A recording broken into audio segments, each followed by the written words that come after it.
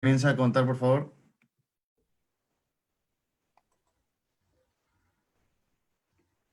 Arequipa en emergencia, la segunda ciudad, segunda ciudad más importante del Perú, el centro del sur peruano, una región con un potencial y con una realidad económica muy significativa, está pasando una gravísima crisis por la causa de la pandemia, que es algo que está atravesándonos a todos los peruanos y peruanas. Sobre el tema y sobre qué está pasando en Arequipa exactamente y por qué la pandemia ha terminado impactando de la forma en que está impactando, vamos a conversar hoy día en esta mesa mulera con Mabel Cáceres, periodista y directora del Búho, y con Carlos Leyton, sociólogo, catedrático universitario y que además tiene experiencia en la gestión regional, porque fue vicepresidente de la gestión regional de Juan Manuel Guillén y también ha sido ministro de Estado, o sea, conoce de alguna manera la gestión desde el lado nacional y desde la región. Un gusto conversar con ustedes, muy buenas tardes. Igual, Javier, saludos a todos ustedes. Hola, Mabel, ¿cómo ¿qué estás, tal? Mabel? Un gusto conversar contigo, también contigo, Carlos. Mabel, al punto, ¿por qué es que Arequipa ha llegado a la situación que ha llegado? ¿Qué es lo que ha pasado? Arequipa no es Iquitos, no es la selva que está lejos, Ese lo ¿no? decía. ¿Qué cosa es lo que ha pasado para que Arequipa Carlos. tenga esta crisis que está viviendo en este momento? Ujú. Bueno, para ir al grano, yo creo que además de la inacción o inmovilidad prácticamente en la que cayó el gobierno regional desde el inicio de esta pandemia, por diversas razones que podemos tratar de explicarnos luego, pero además de esa inacción e inmovilidad, creo que hay varios factores a los que hay que prestarles atención.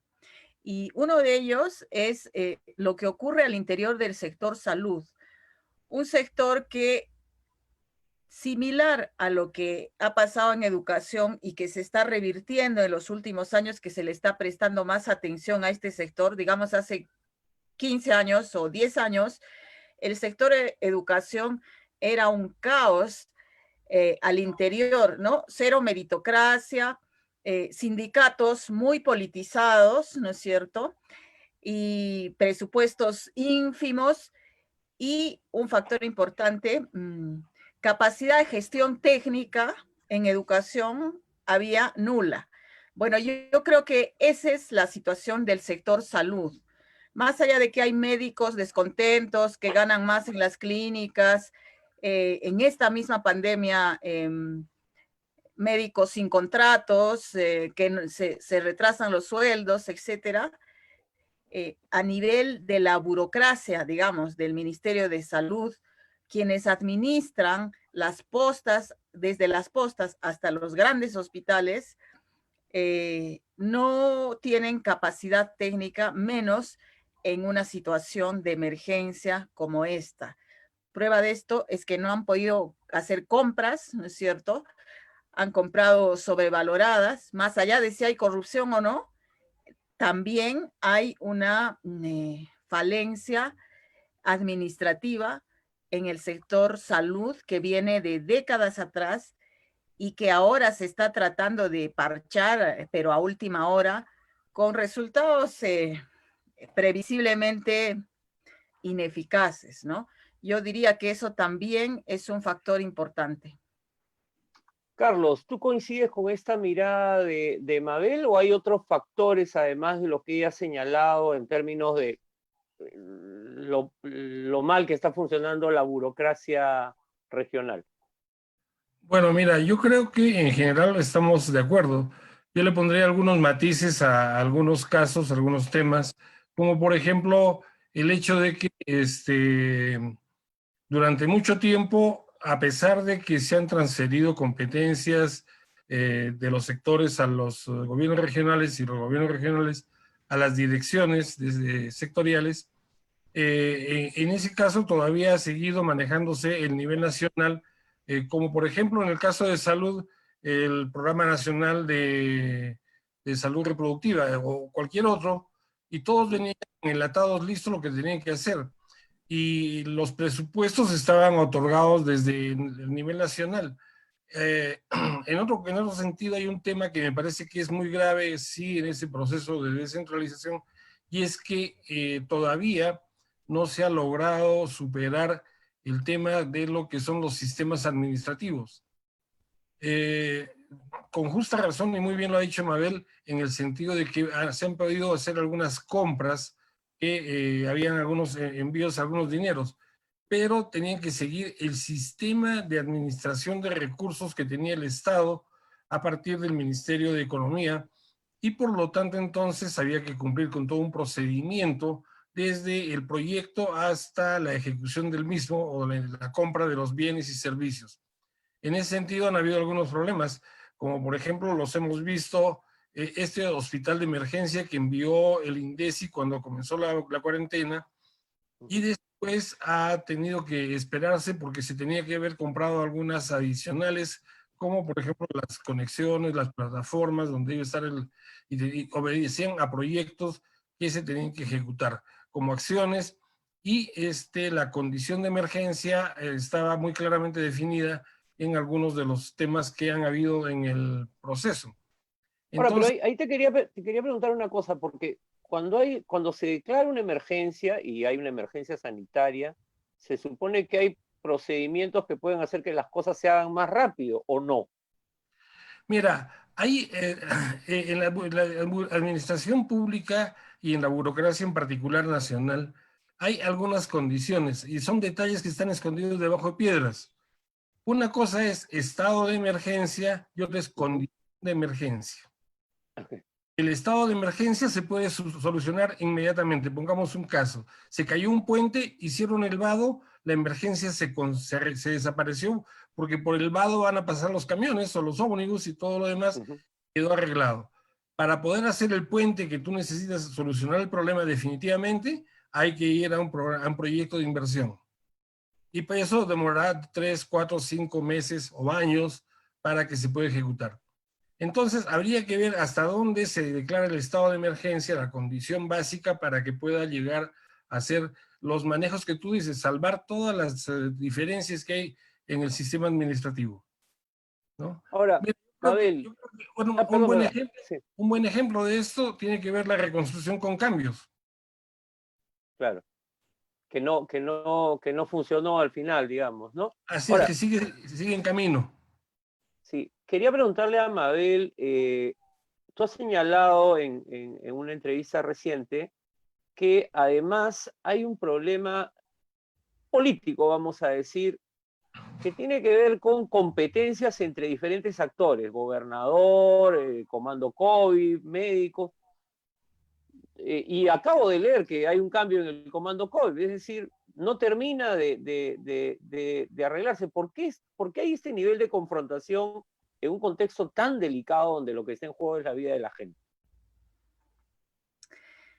Bueno, pues yo diría que porque los actores políticos, entre los que incluyo algunos gremios médicos, ¿no? Ujú. Eh, no han tenido la grandeza, así como nuestras principales autoridades, el gobernador regional y el alcalde provincial y los alcaldes distritales, de poner sus diferencias en esta hora crítica. Y este colapso que ha habido tiene que ver en parte con ello, ¿no? Esas luchas intestinas que podrían dejarlas para otro momento, lamentablemente no han cesado. Incluso hay, digamos, en Arequipa, y Carlos lo sabe muy bien seguramente, como sociólogo lo puede interpretar mejor que yo, hay una especie de factor de división que tiene que ver, por ejemplo, con los arequipeños natos o netos, como llaman, y la gran cantidad de inmigrantes que hay en Arequipa, que en las últimas décadas han transformado el aspecto social de Arequipa, que ya es Que otro, que no es, perdón, ¿sí? que es básicamente la migración puneña, ¿no? Centralmente. Puneña y de las provincias de Arequipa, Arequipa. ¿no? Ok, ok. Que por ejemplo, el gobernador Cáceres Lica es representante de ellos y ha sido votado por... Ujú. Tenemos un problema con la conexión de Mabel.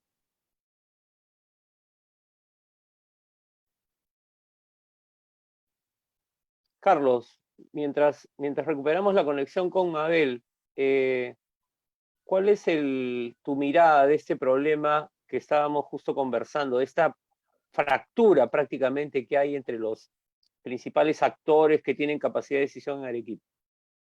Bueno, mira, yo creo que la idea, para completar lo que decía Mabel, muchos de las instituciones dejaron de ser actores hace mucho tiempo, sea colegios profesionales, sean sindicatos o federaciones, quedaron expuestas mucho a lo que decían las personas y a los intereses particulares de estas personas que estaban en cada uno de ellos.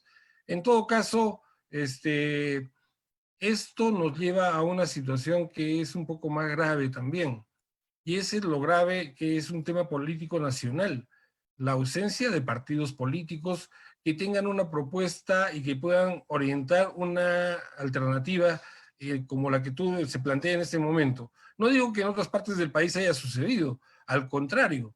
Yo creo que lo que sucedió en el norte al comienzo de la pandemia, hacia los meses de abril y mayo, ahora lo tenemos nosotros por el agotamiento de las condiciones en que el Estado ha ido diciendo cosas que no ha podido cumplir tanto a nivel regional como a nivel nacional.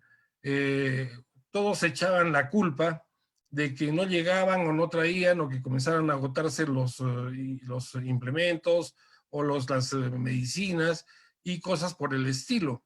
En todo caso, hay un problema que es mucho más serio, y es que desde el nivel nacional se ha tratado de solucionar el problema en todo el país y no se ha dejado la libertad suficiente como para que puedan enfrentar estas cosas.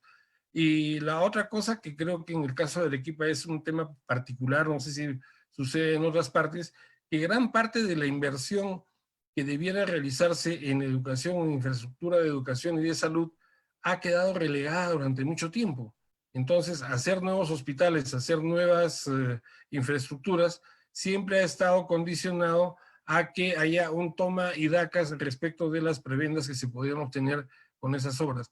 Tenemos gran cantidad de obras que se han hecho a nivel municipal, a nivel regional, en educación y en salud, pero no tienen personal, y esto porque depende básicamente de que para nombrar personal en estas condiciones, depende de lo que diga el Ministerio de Economía y Finanzas con los recursos que pueden haber. Y entonces ahí tenemos un problema muy serio. Queremos, lo que está haciendo el nivel nacional ahora es contratar a personal y traerlo. Pero ¿por qué no Claro, dejan? eso te quería preguntar, Carlos, perdón. Y además ya logramos que se Sí. reconecte Mabel, pero en concreto, ¿qué significa lo que acaba de anunciar ayer el presidente Vizcarra y la ministra Mancetti? Esta no es una intervención, no sé cómo definirlo, pero en concreto, ¿qué es? Porque han dicho acompañamiento, asistencia, intervención. ¿Qué es exactamente lo que va a hacer el gobierno nacional? Mira, yo creo que ha sido decir o transparentar lo que estaban haciendo. Hace Okay. a comienzos de este periodo de crisis, se formó en Arequipa una comisión para ver la acción que debía de realizarse. Y lo primero que se hizo, y yo participé como miembro de la Universidad Nacional de San Agustín, y lo primero que hicimos fue buscar qué cosa es lo que había, y encontramos que había un plan de este tipo hecho por un comando nacional, básicamente el Ministerio de Salud.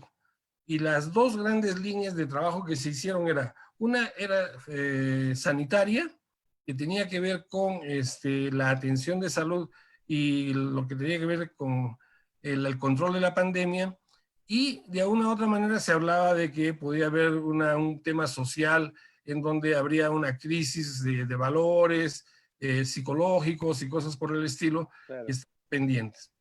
A lo que se le dio mayor importancia es al programa sanitario y se restó a lo tema social. Hoy en día, lo que está es que nos están diciendo, ahora cuídense ustedes, porque ya los sanitarios no podemos seguir haciendo nada. Y depende de cada uno. Lávense las manos, vean la distancia social, todo esto. Es a cada uno de nosotros, guárdense en su casa.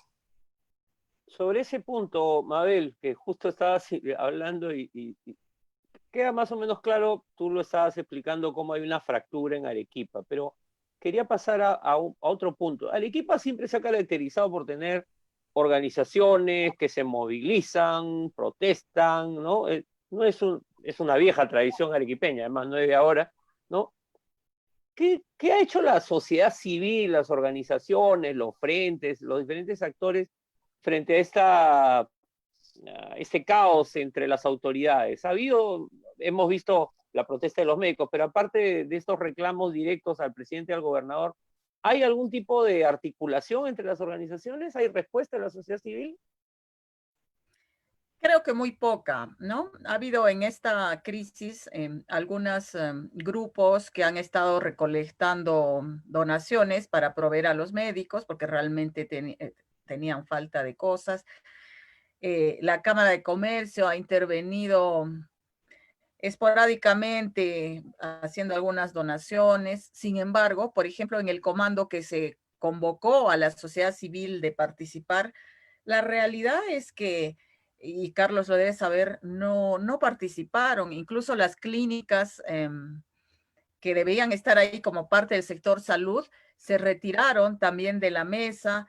Entonces, yo creo que ha habido muchas factores que no tenían que ver directamente con la crisis que han ocasionado esta división y esta inacción, porque eso ha derivado en inacción. Y ha terminado en algo como una intervención, ¿no? Como a decir que los arequipeños, más allá de su gobernador, o sea, las mismas sociedad civil y todo, nadie ha sido capaz de hacer nada, de manera que ha tenido que intervenir el gobierno nacional. Yo particularmente pienso que es la solución, estoy de acuerdo con esa intervención, porque se necesita autoridad, y lo que no había era autoridad. El comando, que de alguna manera, digamos, tendría que haber asumido un liderazgo, que esa fue la idea, ya viendo los problemas que había con el gobierno regional, no tenía competencias claras, no tenía tampoco un liderazgo claro, ¿no? Entonces, claro, porque la impresión que dio cuando, disculpa que te interrumpa, pero la impresión que dio cuando Pilar Macetti hizo su primera visita a Arequipa, llamando la atención justamente sobre lo que estás diciendo, y se nombró al general a cargo, uno dijo, bueno, han asumido el control y la cosa va a ir ordenada, pero no pasó nada de eso. sí, porque no se estableció claramente cuáles son las competencias legales, por ejemplo, de ese comando, y todo seguía dependiendo del gobierno regional. Todo no, digamos la parte económica, pero la parte de salud sí la asumió el MINSA. En realidad, había asesores del MINSA acá viniendo, yendo y viniendo. Estaba el ministro Montenegro, que dejó de venir porque cayó enfermo, y todo se paralizó durante el tiempo en que él cayó enfermo. O sea, es así, ¿no? Y las cosas se retomaron, las acciones, cuando él pudo volver a venir. Entonces, en el fondo, sigue habiendo un gran centralismo. Y cuando yo digo que los gobiernos regionales no tienen la capacidad de gestionar una circunstancia como esta, no solo el de Arequipa, yo creo que en general, quizá con algunas excepciones honrosas, no quiero decir que deban recentralizar las competencias y las decisiones. Lo que quisiera decir es que tiene que fortalecerse las burocracias regionales cuando hablemos de descentralización, porque acá claramente se ve esas falencias. Y las competencias reales, como Carlos mencionaba, ¿no es cierto? El poder real sigue estando en Lima. El PRONIS, por ejemplo, el Programa de Infraestructura en Salud, que ha venido tardíamente a apoyar la refacción del Honorio Delgado y tampoco puede hacerlo. Es decir, el gobierno regional demoraba a intervenir el PRONIS y sigue pasando 2 semanas y sigue en la misma situación. Entonces, pero ellos tienen los recursos. Entonces, hay un problema de diseño de gobiernos regionales y para cosas tan básicas como la salud y la educación debería estar de otro modo, ¿no? Pero esa es una reforma muy grande que no se va a hacer ahora, de manera que la crisis la tienen que asumir el gobierno nacional sí o sí, ¿no?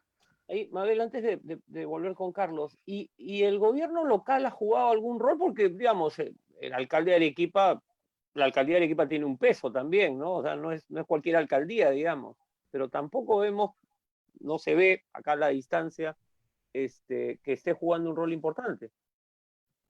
Bueno, la alcaldía está enfrentada con el gobierno regional, lamentablemente. Al inicio de la pandemia formó un comité que pidió tratar directamente con el gobierno nacional, con el Ministerio de Salud, saltando la instancia regional. Entonces, desde ahí ya era, digamos, inviable, ¿no? Y luego él ha caído enfermo. Lamentablemente, el alcalde está enfermo, hay una alcaldesa en funciones en este momento. Entonces, no hay pues liderazgos alternos también, ¿no? Esa es la otra cosa, ¿no? No hay alguien que haya podido asumir y está todo en nada. Carlos, quería, este tema de la falta de liderazgo ha quedado clarísimo, la falta de poder real de un gobierno regional también, y además, si la autoridad no tiene un horizonte claro y hay una confrontación, una fragmentación como la que han descrito, es muy complejo. Pero además hay otro tema que también es importante, que tiene que ver con la economía, ¿no? Y desde el gobierno nacional hemos visto que ha habido como en un determinado momento se ha dicho, bueno, la economía tiene que echarse a andar porque si no, si nos quedamos paralizados, la crisis que ya se ha generado va a ser peor. ¿Cómo es este proceso de reactivación que se ha iniciado y cómo ves la respuesta de los agentes económicos de Arequipa frente al proceso? A pesar de que están en el peor momento ustedes en términos sanitarios. Mira, yo creo que hay que matizar la cosa en la siguiente manera. Eh, el tema económico, si bien es cierto, ha sido grave y ha sido muy significativo, algunas de las grandes empresas, como por ejemplo las mineras, no han paralizado su actividad. Han seguido trabajando y han seguido exportando. Y lo que tenemos claro es que cuando hablamos de reactivación, estamos hablando de un proceso en el cual se trate de maquillar el modelo para continuar con él. Creo que lo que está pasando ahora es eso. Y de otro lado, las actividades que tienen que ver con el mercado externo no han tenido serios problemas. Seguimos siendo exportadores, no hemos dejado de exportar. Habrá que ver qué sucede en los próximos meses cuando haya que volver a la siembra y ver las condiciones de cosecha del próximo año. Veremos qué sucede con el mercado, pero en todo caso es eso. Y un tercer lugar, una economía que está sustentada en la informalidad tiene que de todas maneras mostrar una debilidad muy grande si yo quisiera mantener una política como la que se ha dicho de cuarentena obligatoria de 40, 50 días, en donde la gente no puede salir para trabajar y sabiendo que al tercer o cuarto día se han comido hasta las uñas. Entonces, en esas condiciones es bien difícil sustentar bajo un modelo como el que se ha tenido todas las cosas que han pasado. Y el Estado básicamente ha actuado protegiendo ciertos intereses, que son los más grandes, los mayoritarios, o los minoritarios, dejando de lado los intereses de los sectores populares, de las organizaciones sociales y de la población en su conjunto, que no estuvo de acuerdo con esas cosas. Yo creo que eso se explica de alguna manera en lo que pasó al comienzo, cuando se hablaba del problema en el norte del país y que gran parte de la población no le hacía caso a la cuarentena decretada por el gobierno y que había un total desconocimiento del principio de autoridad. Hemos visto cómo han pasado tantas cosas allí y ahora está sucediendo en el caso específico de Arequipa. Todos los días, a cada hora en la mañana o en la tarde, las unidades de seguridad ciudadana están recogiendo a personas que están haciendo ventas en las calles y diciendo que es prohibido, que está prohibido, que no pueden hacer, están provocando que la gente se arremoline, se junte y está yendo contra la estrategia. Pero ¿qué pueden hacer si la gente lo que dice es, si no salgo, no como, no vive mi familia, no trabajan? Y aquí se inició una campaña para la llegada del presidente Vizcarra de que se debería embanderar la ciudad con banderas blancas, es decir, ya pues llegar al extremo de decir, paz, ya no queremos seguir en esto, pero necesitamos apoyo para trabajar. Entonces, la política económica sigue siendo la de hace mucho tiempo y lo social, lo que tendría que cambiar ahora o que buscar cómo cambiarlo, ya es muy difícil. Ha pasado mucho tiempo y quizás las huellas están haciendo ahora que comencemos a ver lo que está sucediendo, ¿no es cierto? Y más aún con que los medios de comunicación o las redes sociales han comenzado a decir, no nos están diciendo la verdad, desconfíen, no estamos trabajando sobre números reales, y todas estas cosas ponen en duda ¿a quién? A las personas, no, ponen en duda al Estado, al gobierno y a quienes puedan trabajar. Principio de autoridad, no la hay, se ha ido perdiendo, y segundo, respeto a las normas legales también. Y por lo tanto, entonces, este es un estado en el cual entramos a una situación que los sociólogos le llamamos de anomia, en donde lo que puede suceder es sálvese quien pueda de acuerdo con las condiciones que tiene. Y estamos esperando a fin de mes para ver si es que hemos llegado a lo que decían las autoridades, que vamos a tener una curva aplanada y que ya comenzaremos a disminuir las cosas, ¿no?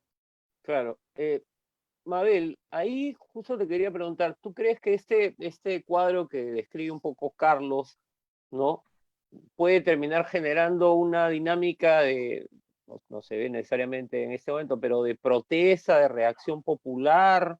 ¿Crees que pueda llegar a eso? Conociendo además la tradición arequipeña, que no es quedarse tranquilos en sus casas, digamos, ¿no? Frente a toda esta situación, porque la crisis, la situación económica igual afecta a todo este sector, como bien ha descrito Carlos, ¿no? ¿Cómo lo ves tú? Bueno, hay una amenaza muy concreta de un conflicto social que puede estallar, reforzado por esta situación de crisis, que es lo del proyecto Tía María, ¿no? El nombramiento de Pedro Cateriano en la presidencia del Consejo de Ministros y del actual ministro de Energía y Minas, que está, digamos, ligado a grupos empresariales mineros, hace recelar a las personas opuestas a Tía María que que la idea de ese gabinete es imponer el proyecto, ¿no? No ha sido explícito Pedro Cateriano en ese sentido, pero digamos que Se ha cuidado en el tema Tía actuación... María, ¿no? Pero él tuvo una posición cuando era ministro de Defensa de Ollanta, ¿no? Muy clara a favor del proyecto, ¿no? Claro, de hecho él era premier también cuando se produce el conflicto de 2015, ¿no? Y su posición es clarísima. Entonces, ya antes ha habido un cacerolazo en el Valle de Tambo. Entonces, los sectores de Arequipa, del Arequipa ciudad, digamos, ante una polarización que podría ocurrir por este tema, podrían efectivamente sumarse a esa protesta como sin que necesariamente sea su agenda Tía María, pero sí para protestar contra el poder central, contra el poder empresarial, digamos, por su situación económica.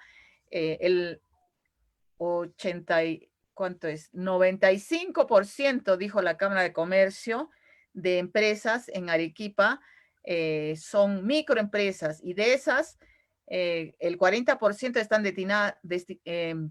están en el sector comercio. O sea, hay muchos ambulantes o pequeños comerciantes, ¿no? Claro. y es el sector más golpeado con esta parálisis. Entonces, sí hay un sector muy golpeado, mucho descontento. Por ejemplo, se ha expresado en la situación esta exhibida por los medios de la señora Celia, Claro, que ha que, sido... que digamos es para mucha gente el símbolo de la protesta, y sí hay ese sentimiento de protestar porque estamos mal, porque no hay salidas económicas para ellos. Ujú. O sea, sí hay un clima que podría devenir en una protesta. Yo sí creo eso. Carlos, ¿tú cómo lo ves? Porque bueno, acá hemos tenido y ya tenemos varios días ahí cerca en Espinar una protesta también importante de gente que la población y las autoridades que están reclamando un bono, ¿no es cierto? Le están diciendo a la minera, como el Estado no me atiende, dame tú el bono por todo lo que me debes, de todo lo que has hecho durante tantos años. ¿Tú crees que también hay esa situación podría escalar o por el lado de pronto el primer ministro dice, Tía María es importante y eso podría escalar un conflicto? ¿Tú crees que puede pasar? Mira, yo creo que es completamente viable. Aparte de esto, creo que como tú has hecho, hay que levantar un poco la mirada para ver que en el sur del país la reacción es completamente diferente a la que hubo en el norte al inicio de la pandemia. Acá se está viendo una cosa porque de alguna manera con los indicadores que han tenido de mejora de economía y cosas por el estilo, la reacción es diferente. Se está perdiendo el proyecto de vida de la sociedad, mayor cantidad de sociedad que esperaba que el éxito peruano le pudiese chorrear de alguna manera en términos económicos y sociales. Pero eso se está perdiendo. En todo caso, lo que está diciendo, la reactivación será bueno, dentro de 3 o 4 años, ya me habré muerto, pues entonces yo salgo a protestar hoy día, no creo en lo que va a pasar. Y socialmente esto va a ser una cosa muy grave porque no hay diligencias. Y volvemos a lo que decíamos hace un momento. No hay partido político que salga a decir adelante, yo enarbolo una protesta en este momento y le digo al gobierno, no señor, así no se hacen las cosas. A pesar de que ya es tarde, tenemos que hacerla de otra manera.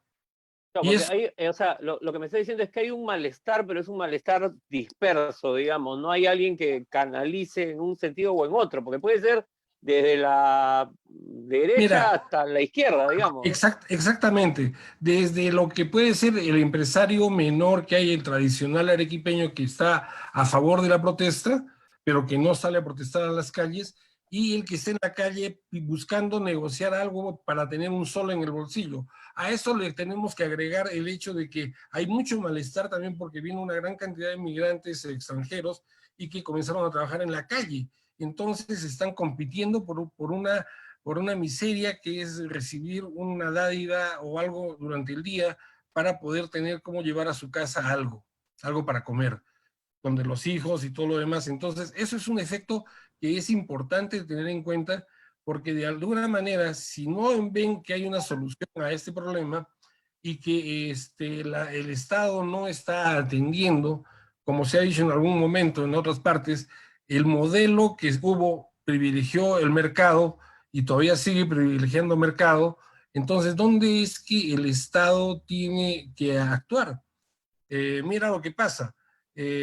Hoy día en Arequipa no hay oxígeno, solo lo tienen algunas empresas y por lo tanto entonces si no pagas no tienes cómo salvarte la vida. Y algunas farmacias están cerrando sus puertas porque ya no están vendiendo los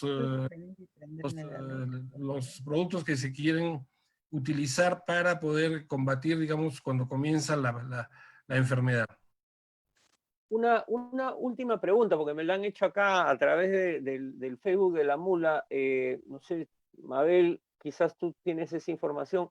¿Qué está pasando fuera de Arequipa ciudad, en las provincias de Arequipa? ¿Cuál es la situación? ¿Cuál es la información que tú manejas en relación a la pandemia? Bueno, hay 2 focos fuera de Arequipa, que son en Camaná y en Carabelí. y siendo los casos mucho menores que en Arequipa ciudad, pero para su población y para su capacidad hospitalaria es fuerte.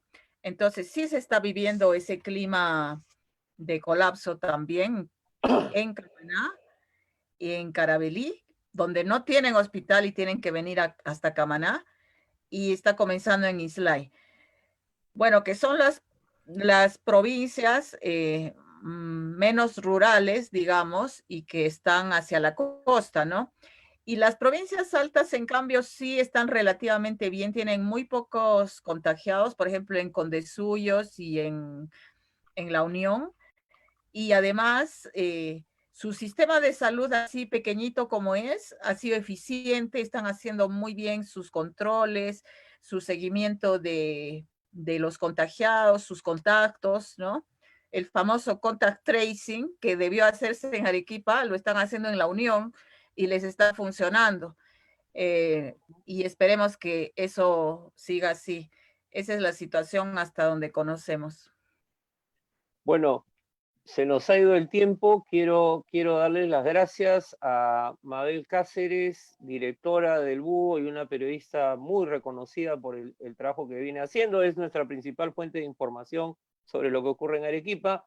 Y a Carlos Leighton, que sociólogo, que además nos ha dado una clase de sociología cuando nos ha explicado a dónde estamos yendo con esta pandemia y esta situación de anomia que, yo coincido contigo, Carlos, nos lleva por un camino muy peligroso si es que no corregimos las situaciones y los errores que se están cometiendo de un lado y de otro. Quiero agradecerles a los dos y además ayudarnos a entender que el problema de Arequipa va más allá de las responsabilidades de un determinado gobernador cuya incapacidad ya todos la conocemos y es pública, sino que hay otros problemas también en términos de cómo funciona la descentralización, que en Lima se critica mucho, pero se entiende poco, nada, o no se quiere entender porque el centralismo vive y reina en esta ciudad. Muchísimas gracias a los dos, espero verlos pronto cuando esto pase. Y amigos y amigas de La Mula, esa ha sido la mesa mulera sobre Arequipa. La próxima semana, todavía no sé sobre qué región vamos a hablar, pero seguramente estaremos visitando alguna otra región para saber cómo se está viviendo la pandemia en este momento. Nos vemos.